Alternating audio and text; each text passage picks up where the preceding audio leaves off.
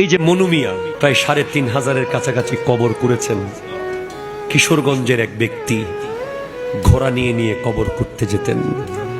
আজকে নিউজ পেলাম তিনিও দুনিয়া থেকে চলে গেছেন।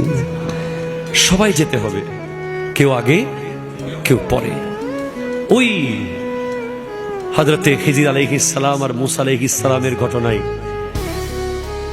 একটা দেয়াল পড়ে গিয়েছিল একটা এলাকায়।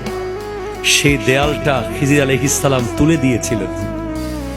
মূসা আলাইহিস সালাম বলেছিলেন, তারা আমাদেরকে এক গ্লাস পানি খাওয়ায় নাই, আপনি এরপরও দেয়াল ঠিক করে দিচ্ছেন তাদের।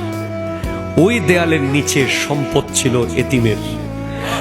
ওই এতিমের সম্পদটা কি? হযরত উসমান গনি যুন্নুরাইন ওনার তাফসিরে লিখছেন, এতিমের বাবা তাদের জন্য একটা স্বর্ণের পাতা রেখে গিয়েছিল সেখানে।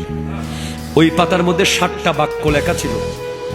তার মধ্যে একটা বাক্য ছিল, আজিবতু, আমি তাজ্জুব হয়ে যাই, মান আরিফাল মউত ওয়া হুয়া ইয়াদহাকু, যে ব্যক্তি মৃত্যুকে চিনে এরপরও সে হাসে।